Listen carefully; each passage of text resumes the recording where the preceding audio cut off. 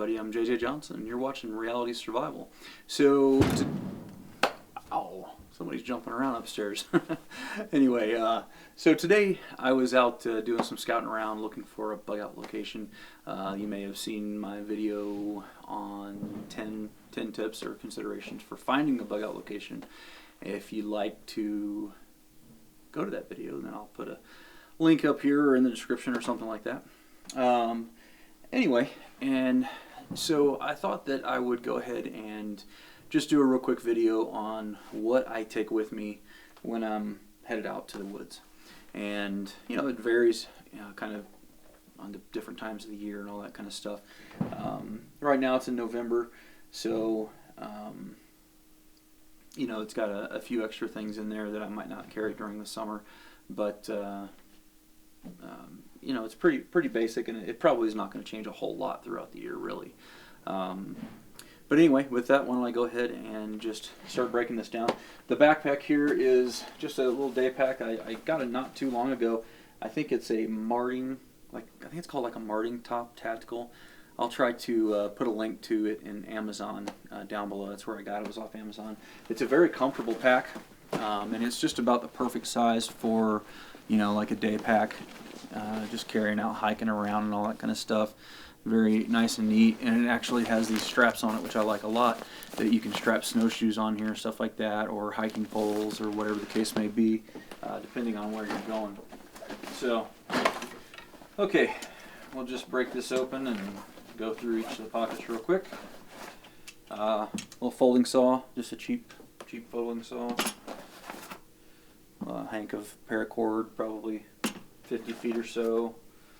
I've got a, this is a solar powered lithium battery charger. Also has a light hooked into it. See if I can turn that on. There you go. So I thought that was kind of a cool, it's got a strobe in it as well. Kind of a cool little power supply though, just in case my cell phone runs dead, or, you know, radios or whatever the case may be. So that's kind of cool. And then I've got, this is just a, I think it's about 5x8 nylon, ripstop nylon. Could be used for signal panel, could be used for shelter, could be used for hammock, could, you know, whatever. And it's a bright color just in case.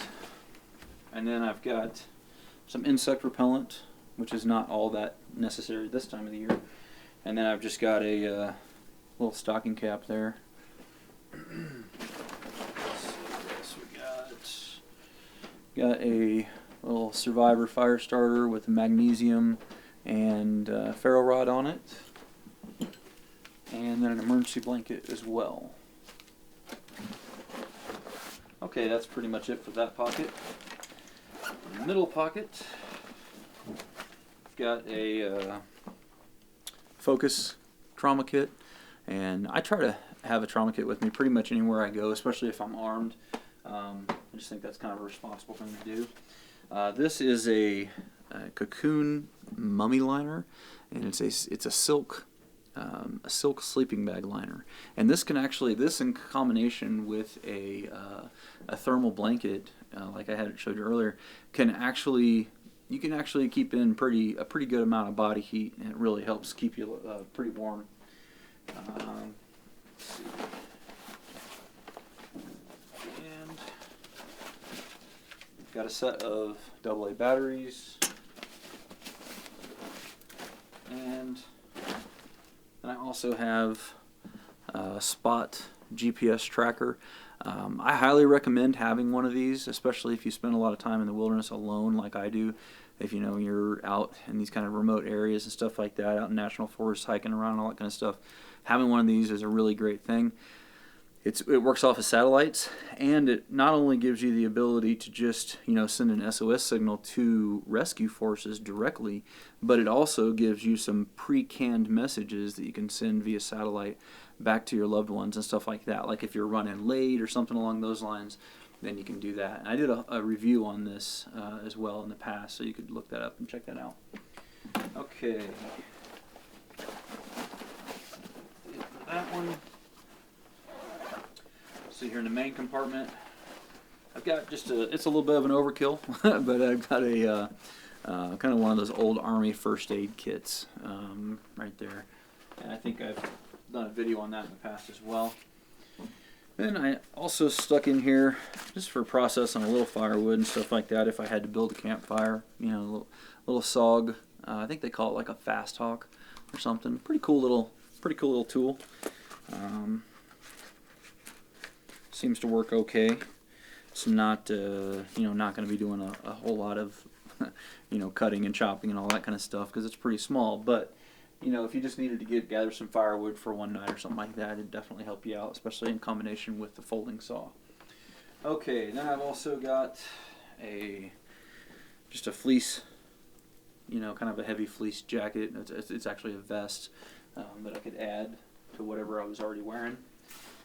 And then, of course, we have to have the tactical scarf. And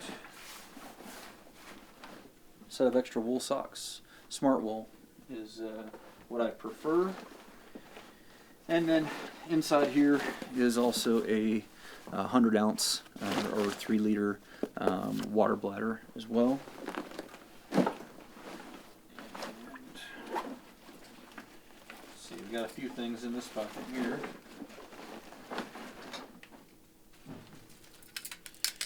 So this has just got a little compass, little base plate compass, and a whistle, and then a miniature signal mirror as well. And then we've got just an emergency poncho, very small, very lightweight.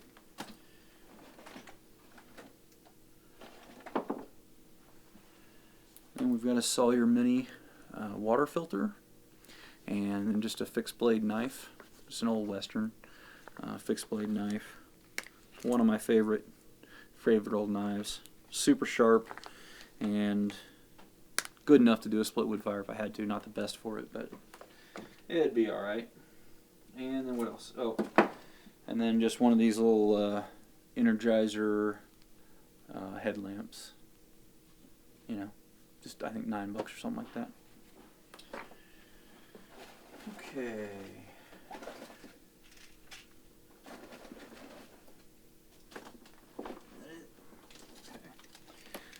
Got a little bottle of ibuprofen, just in case you sprain an ankle or get a headache or whatever the case may be. Got 3 hexamine tablets, Esbit fire starting tablets. And then I've got a little USB cable, and that would be able to hook to from my battery to my phone to recharge the phone. Some toilet paper. And some Aquatabs water purification tablets as well. That's it for that pocket. And on to the last pocket.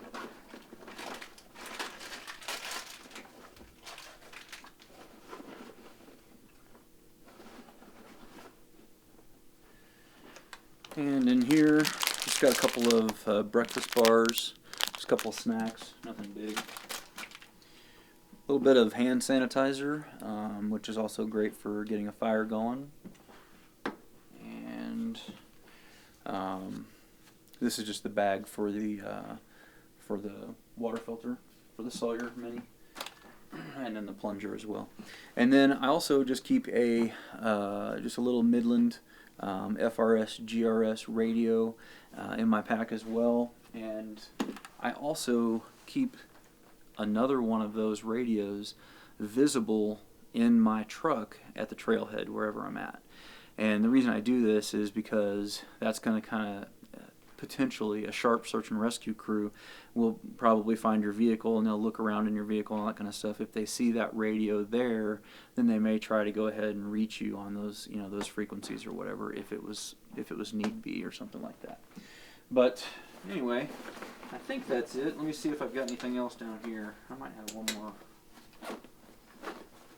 Oh, yeah, I didn't even realize I had that in here.